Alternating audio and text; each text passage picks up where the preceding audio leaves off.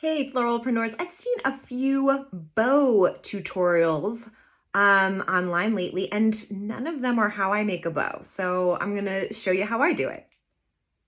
Okay, so first things first, here's what we need. We need a little bit of bind wire. You could also use ribbon if you need to, but something to secure the ribbon once we've made it. Sharp ribbon scissor. And then a scissor that I don't mind using to cut wire because there's a little bit of wire in this ribbon that I'm going to use today. So you can use any straight ribbon. This is just a spool of ribbon. This is about 2.5 inches thick because I'm going to make a little Christmas ribbon, but you can do this with any ribbon, wired or not. This does have wire, which makes it easier. I use the same technique though, whether I'm making a big bow or a small bow, like if you were making one for a corsage. So here's how we get started. First, I'm going to select the size of the tail. It sounds funny, but it's true. How much ribbon do I want hanging down from my bow? So I'm going to start here. This is, I don't know, maybe it could be as much as 10 inches actually. Now I'm just going to make a loop with the ribbon. And this is going to be how big my bow is, right? How big is each loop? So if I want a really big bow, I need to make a bigger loop. And if I want a smaller bow, I make a smaller loop, okay? So this is gonna go on top of a tiny little Christmas tree, so I don't want my loop too big. So I've matched it up, made the loop, and now I'm crunching it to get it nice and tight in the center there. Here's my tail. Here's my loop. All right, now I'm going to make another loop going this way, but first, before I do that, I'm going to twist. Why am I twisting? Because I want the outside of the ribbon to be the same.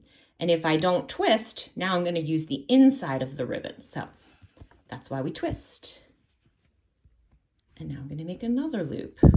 That's going to match up, similar size. And again, squeeze it in the center. And then twist again, like we did last summer.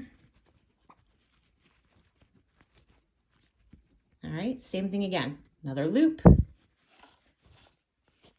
Scrunch it up and twist, okay? Do that as many times as you're gonna make loops. You want a big fluffy bow? Make more loops. Usually I will go anywhere between 4 to 6, depending again, just how big I want my ribbon to be. Twisting again. Now, so here's where we are, 2 on each side. If you want to make a small little centerpiece, just to kind of cover the center, you don't have to do this, but make a tiny loop. So instead of doing the big loop, just a small loop. And you guessed it, we're gonna twist again, okay? So I've still got the outside of the ribbon on the outside, okay? One more twist and one more loop. I could make this a five loop ribbon, but I'll just go one more. And every loop doesn't have to be the same size. Some of them can be smaller at the top, bigger at the bottom. In fact, I think that makes kind of a nice shape. All right, and you guessed it, one more twist. Now you can see my ribbon itself is all twisted up. But now it's time to cut it. And the next cut is gonna be to make a tail. So I like to make a similar size, but it doesn't have to be the exact same size. These are pretty darn close, okay?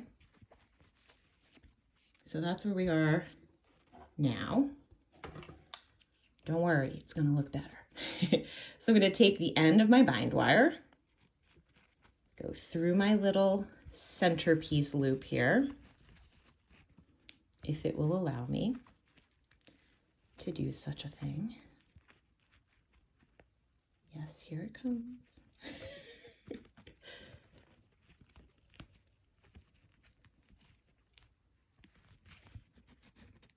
Okay. I'm never letting go. I'm always holding the whole ribbon, the whole bow, with at least one hand, preferably two. And I'm pulling really tight, okay? I'm holding it pretty tight, and I'm just twisting like a twist tie. That's it. You can use any kind of florist wire, and if you don't have wire, you can just use a piece of ribbon. But now is where we have the fun part. We take it from looking like this to looking a little neater. And that's where the wire comes in handy, because we can twist these loops, fluff them, we can make them wider, stretch them out a little bit, and yes, twist them to our heart's desire. I like to kind of push the center out a little bit so it's not all crunched up. And so now we've got a tail at the top and a tail at the bottom. And so I'll pull that top tail down. And here we go. We got a sweet little bow.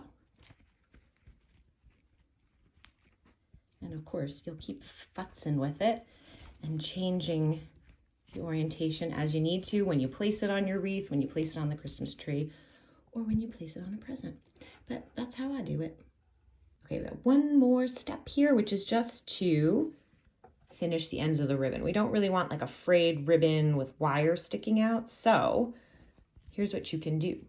Hold on to the wire in one hand, slide the ribbon up, and then we give it a nice little snip. So this is why I have two different scissors. I like to try to preserve my ribbon scissors so they don't cut wires when they don't have to. So I'll cut the wires out, come in with my ribbon scissor, and then give it a little snip on an angle. And now you have a nice tail. So I'll do that on the other side as well. And then we will have a lovely finished ribbon where the ends look pretty, it's presentable, and again, you can put it on a wreath, a present, anywhere that you want. And voila. Okay, so we have our bow and our tails. Happy holidays and happy bow making. Here's what it looks like in the back. Okay, so when I go to tie it on something, I've got my wires, and then I can finish adjusting it once it's in place.